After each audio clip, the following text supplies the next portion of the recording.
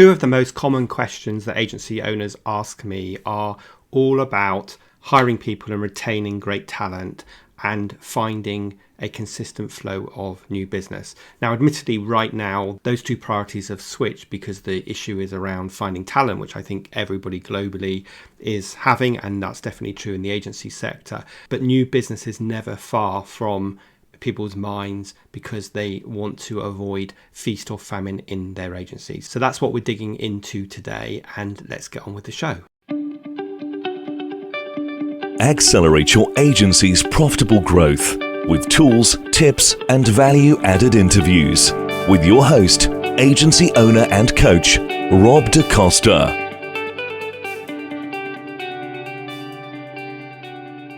When a new client approaches me for either private coaching or to join my membership, the self-running agency, invariably they have one of two key challenges that they're trying to solve.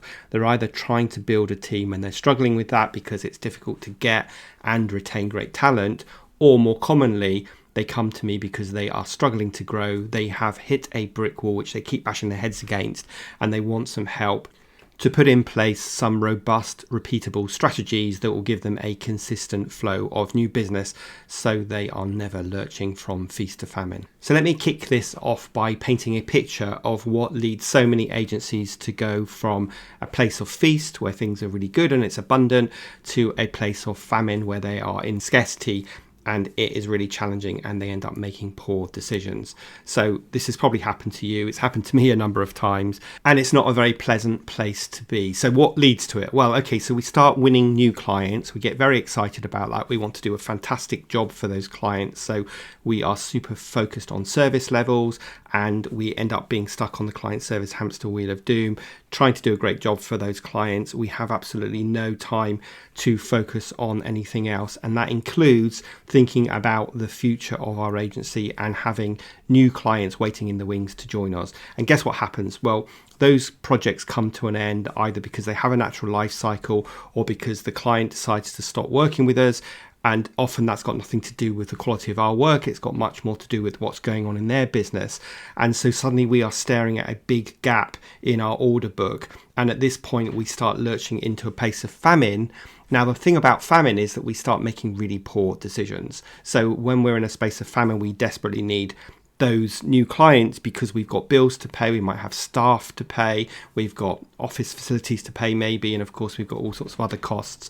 So we have to bring in a certain amount of revenue each month. So now we need clients. So we're going to make some poor decisions because we don't have loads of clients waiting in the wings. And those poor decisions normally look like taking on any kind of business because we just need the money. And those type of clients are very difficult to do a good job for because we don't really understand them. They don't necessarily fit in our ideal target customer, our customer avatar.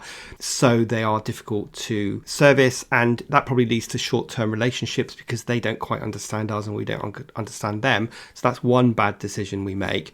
And then the second poor decision we make is that we discount our services because we see that as a way of winning business. And when we discount our services, then we're not going to be as profitable as we would hope. We are having all our time sucked up in these unprofitable clients. And of course, in the end, we kind of resent working on them because we know we could be doing more profitable work.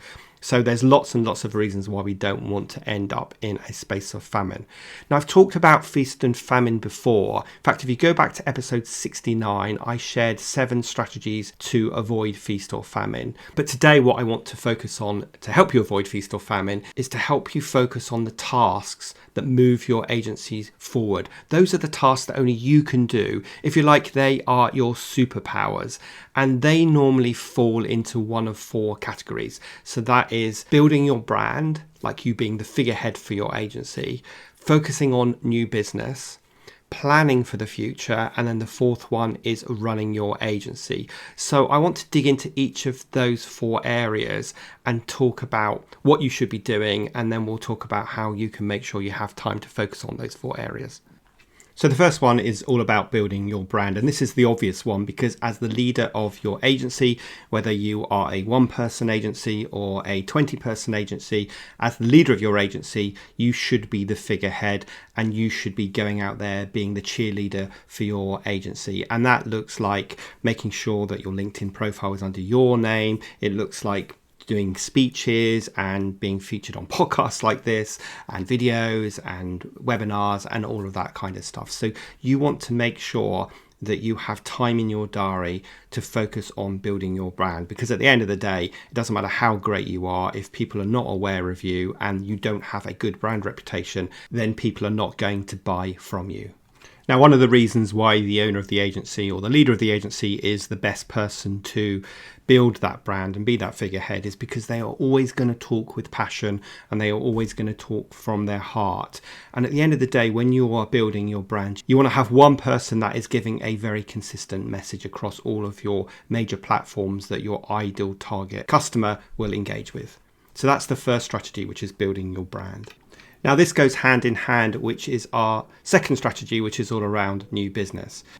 Now, it's worth saying and reminding you that most robust new business strategies deliver in the medium to long term, which I know can be really frustrating when you are in a place of famine and you need business now, which is why knee-jerk decisions on new business can be a disaster because, as I said, you would take on any type of client and you charge low fees just to win it.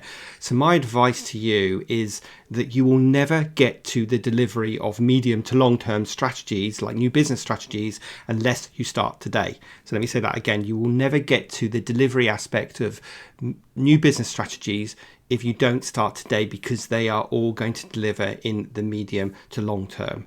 Now, the types of strategies I'm talking about here are things like building your email list, building your social media presence, and building your brand through partnerships, through speaking, and through running things like webinars and being guests on other people's podcasts and all that kind of stuff. I'm not going to dig into that today because that's not the theme of the podcast today, but you just need to remember that all new business strategies deliver in the medium to long term. So if you don't start today, you will never get the results. Now, of course, we're bombarded with all sorts of shiny new objects telling us that there's this new approach to winning new business. But the truth of it is you either have time or you have money. And if you've got money, you can throw lots of money at the problem by advertising or by hiring an expensive new biz person, which, to be honest, very rarely works out. Most of us don't have the money, so therefore we need to invest the time, and that means doing a few new business strategies and doing them really consistently so they will start delivering new results. My marketing is pretty streamlined, so everybody should be focusing on their email list. That is non-negotiable. So that's one of the key things I do. And as you know, I send my list an email every single week, which is all about serving, not selling. So all about providing value.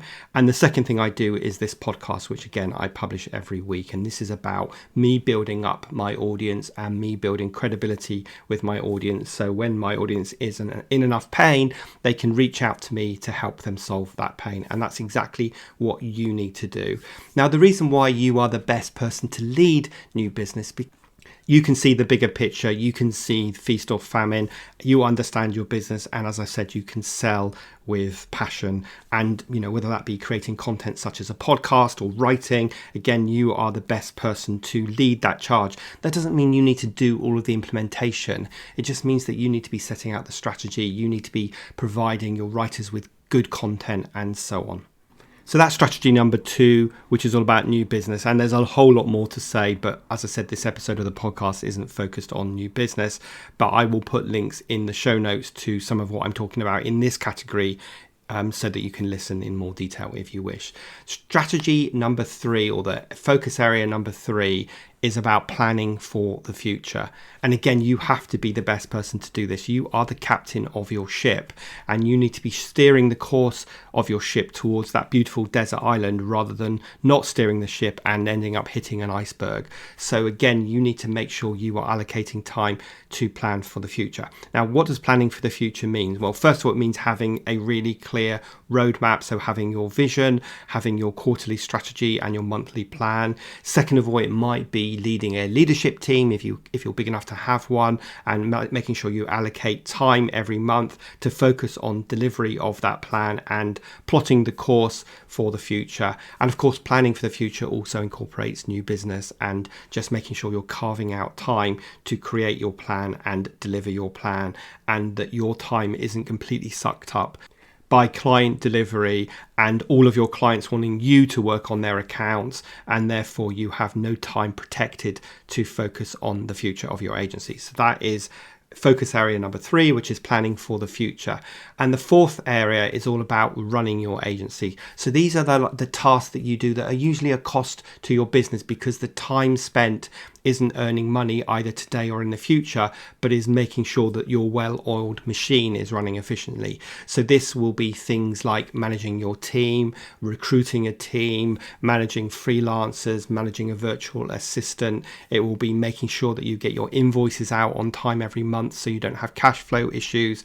And it will also be developing and documenting all of the systems and processes that enable your agency to run well today, but also put the foundations in place to help you grow in a pain-free and seamless way. So that is the fourth area, which is all about running your agency.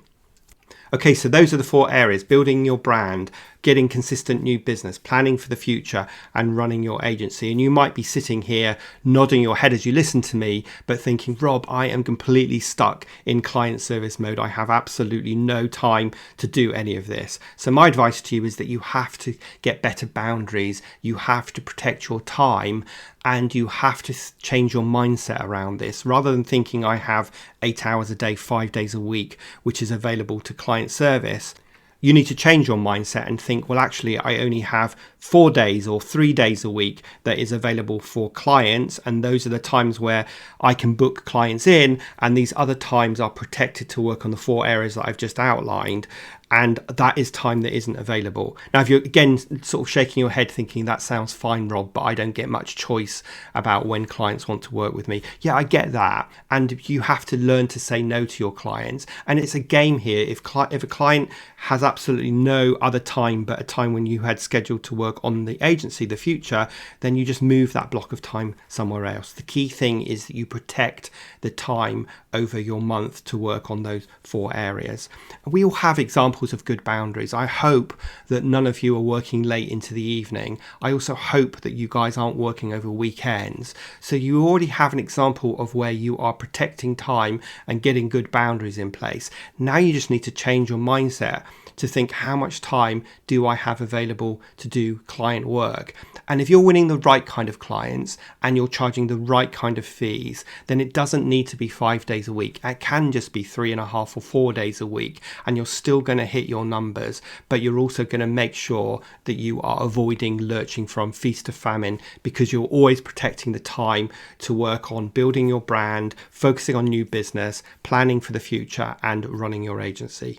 Now, trust me, if you do this, you will stop lurching from feast to famine. And if you've never been in a place of famine, then it is not a nice place to be. As I've said before, I've been in famine twice in the 16 years of running this agency. And after the second time, I said to myself, Rob, how many times do you want this to happen? It's just not a good place. It's stressful. It means you end up working long hours and you make bad decisions, as I've already said. So I put the strategies that I'm teaching you, because I practice what I teach, I've put these strategies in place to make sure I have enough time to focus on building my brand, new business, planning for the future, and running your agency. So I want you to understand that a lot of getting this right is around your mindset. And so if you're very resistant to what I'm saying, I just want you to challenge your thinking to realize that you can say no to clients, you can push back in a professional manner, and you can put boundaries in place. Okay, so I am going to step off my soapbox now and wrap this episode up. I hope you found it useful. As I said, if you go back to episode 69, I share 7 other strategies to avoid feast or famine. But today I just wanted to focus on those 4 areas that you need to make sure you're allocating time to, no matter how busy you are, to ensure that your agency has a consistent pipeline of new clients waiting in the wings so that you never lurch from feast to famine.